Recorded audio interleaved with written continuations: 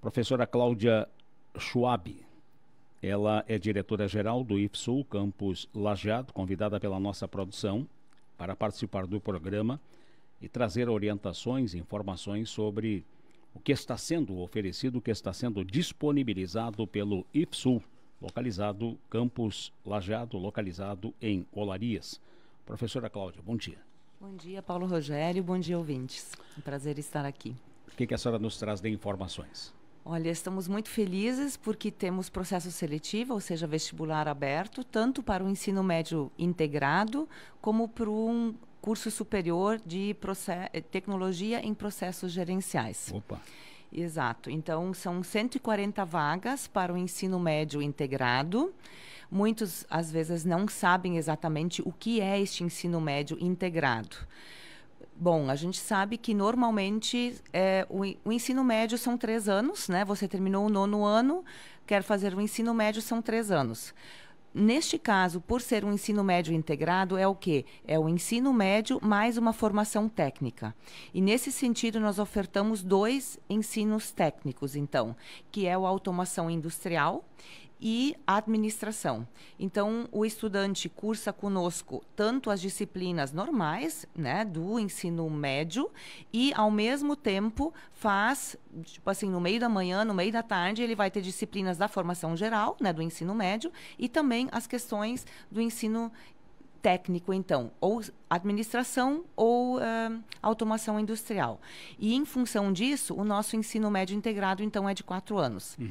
Para isso, então, nós temos, então, 140 vagas, ou seja, 35 vagas para de manhã, automação, 35 para tarde. Mesma coisa para administração, 35 manhã, 35 tarde. Isso é para aqueles alunos que estão finalizando agora o 9º ano ensino fundamental.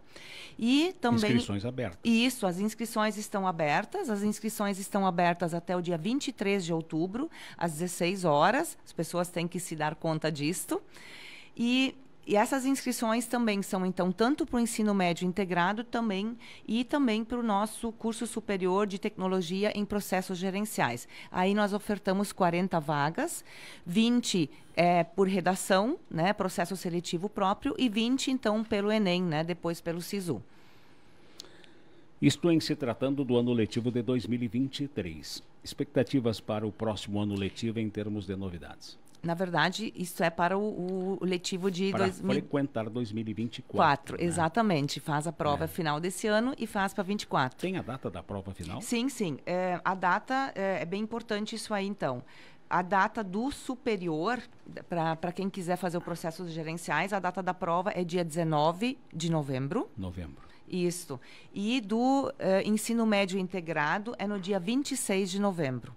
É sempre importante frisar que antes que o candidato faça a sua inscrição, todas as inscrições são virtuais, né? Então não precisa ir presencialmente lá. Mas é muito importante que eles leiam antes o edital, para saber, de fato, a forma adequada para fazer a sua inscrição. Por que isso? Por exemplo, assim, eu quero me candidatar para uma vaga no automação industrial. Vou me inscrever para o turno da manhã.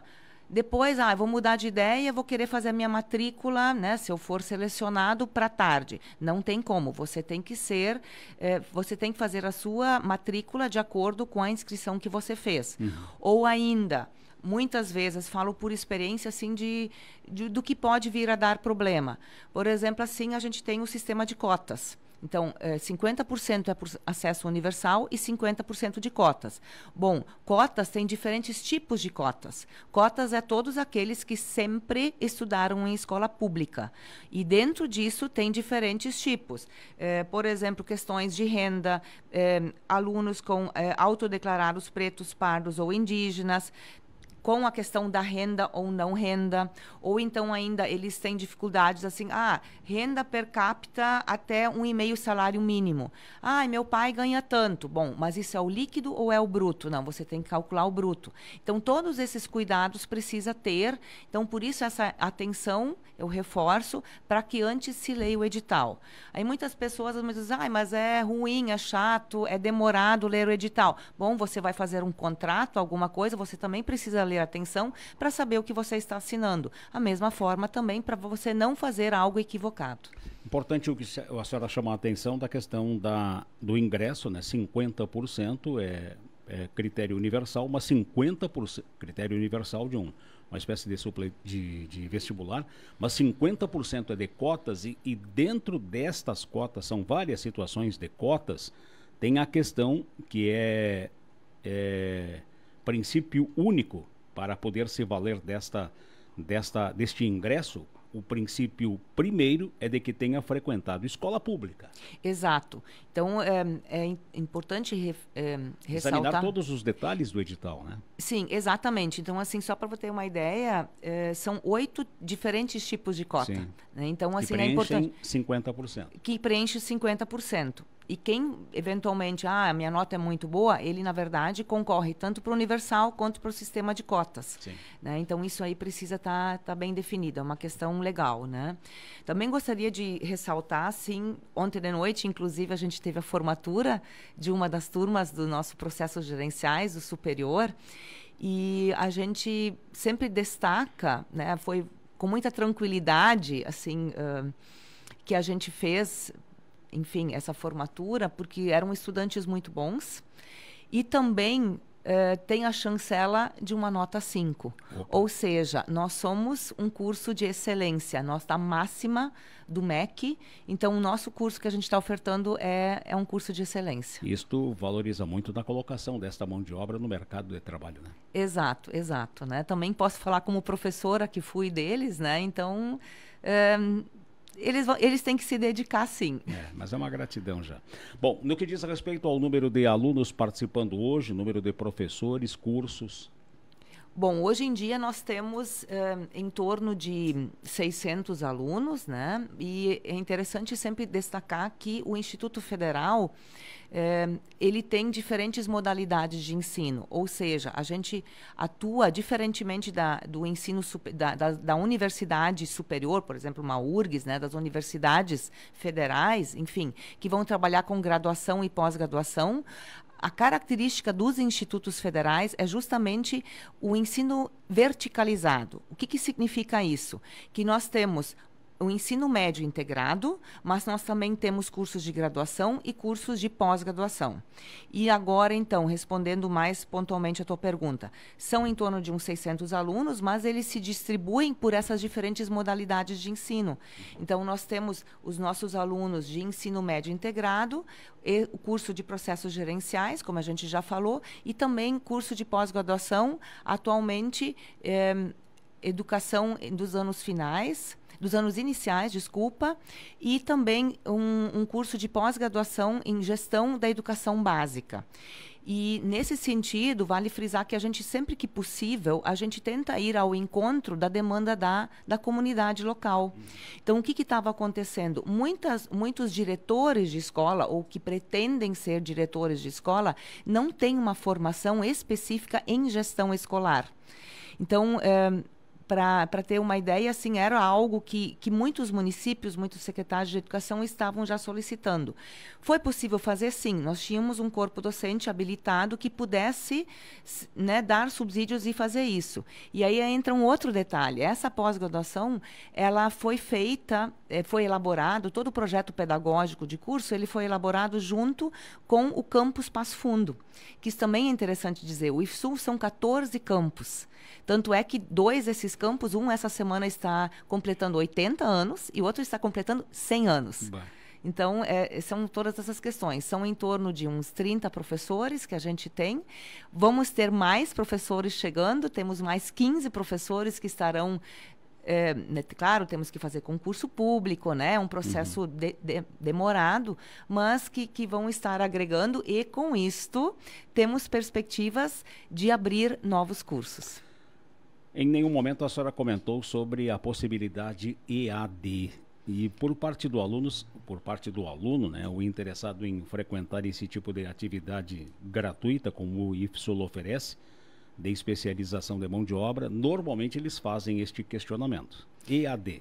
Sim, nós também temos cursos EAD, né? Então, a gente teve formação do EAD que era para graduados não licenciados, é uma turma agora que finalizou, né, porque muitas vezes o profissional já tem uma graduação, mas não pode exercer, por exemplo, não posso dar aula porque eu não tenho essa licenciatura, vamos dizer assim. Então, essa a gente teve IAD, a gente teve o IAD Pedagogia. Como é que tem ido esses cursos IAD em termos de classificação e pontuação por parte do MEC?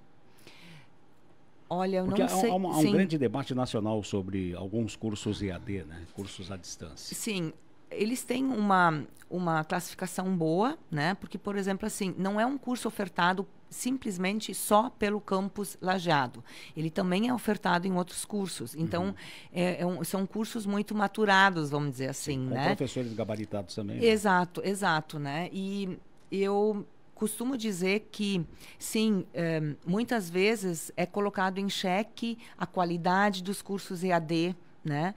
E acho que sempre são questões complexas que precisam ser analisadas. Eu acredito que o caminho do IAD, né, já tem se fortalecido, a própria pandemia, né, alavancou tudo isso muito mais, mas você pode fazer um curso presencial e ser um péssimo aluno. E no curso, também. Exatamente, e o que eu vejo que os cursos EAD, eles exigem uma disciplina muito grande por parte do aluno. Não dá para fazer de conta. Não, eu preciso realmente acompanhar. Então, você pode ser um aluno que não se dedica, e eu acho que isso vale para qualquer instituição de ensino e qualquer modalidade de ensino. Então, simplesmente, é uma pergunta muito complexa para se dar uma resposta simples, dizer é bom ou não é bom. Sim. Né? Todas estas informações que a senhora nos relatou aqui estão disponíveis no site atualizado do IFSU? Exato, exato. É só entrar no site, né, IFSU, Campus Lajeado, e aí você vai ter lá processo seletivo. Para fazer, então, dá para baixar o edital, né, para ler o edital.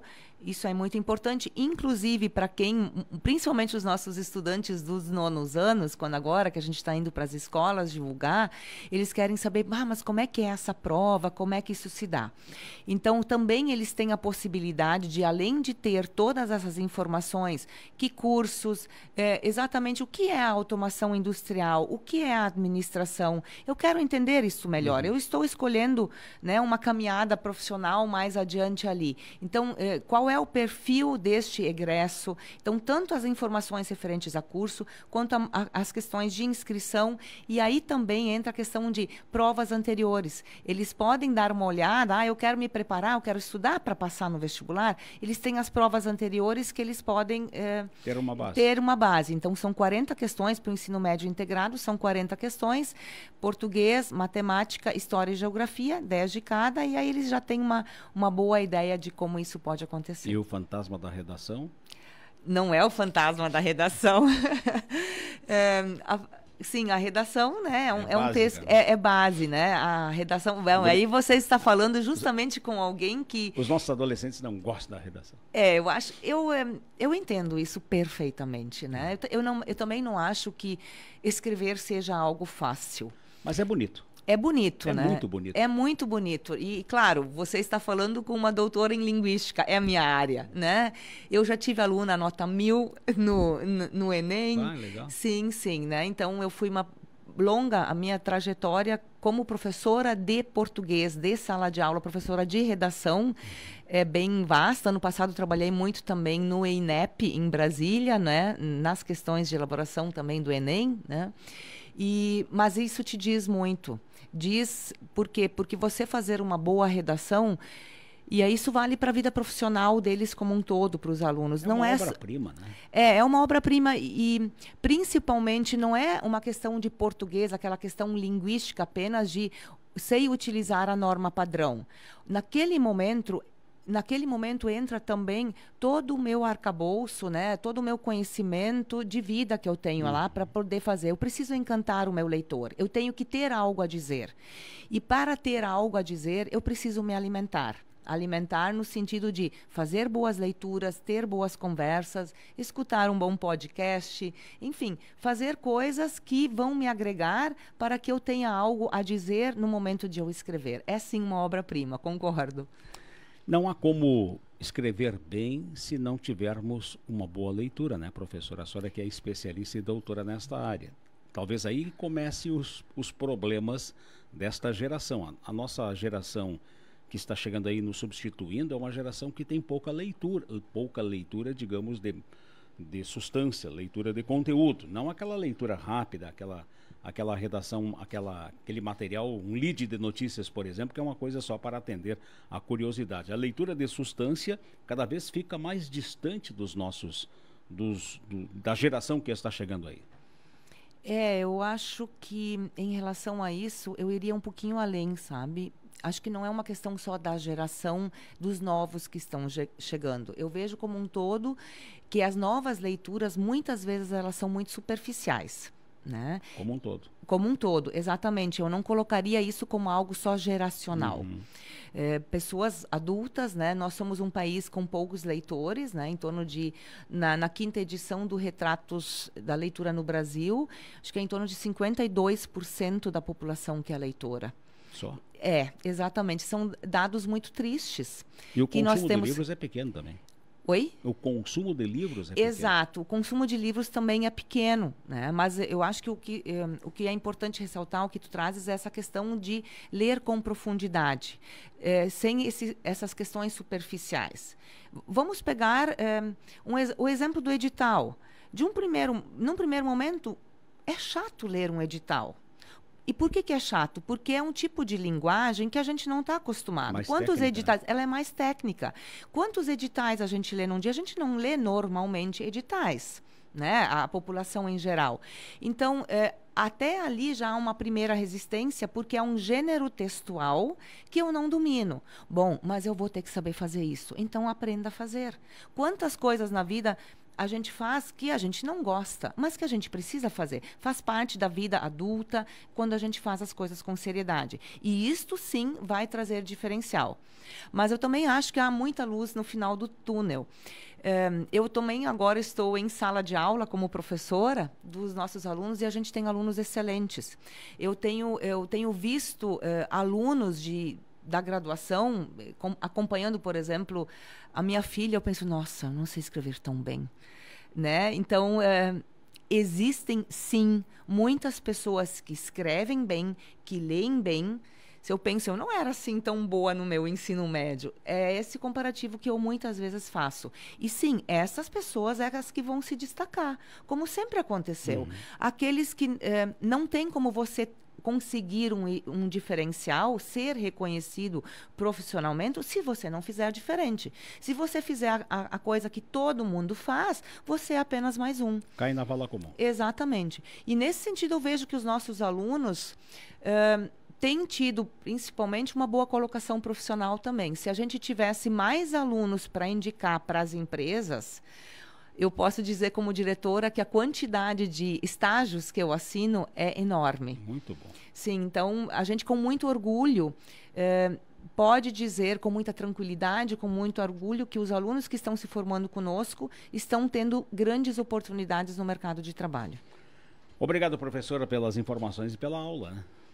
Doutora em linguística, não poderia ser diferente, em se tratando de redação, em se tratando de escrever, até porque a vida não é um TikTok, né? Exatamente. Nós temos que construir para termos Exato. uma vida um pouco melhor, e se não for, não é de uma hora para outra que se consegue, tem que se buscar fundamentos, né? Exatamente. Os desafios estão aí e a gente tem que ver isso como algo positivo. Professora Cláudia Schwab, ela é diretora-geral do IFSU Campus Lajeado. Um bom final de semana. Obrigado. Obrigado igualmente. Obrigado pelas informações, pelas orientações.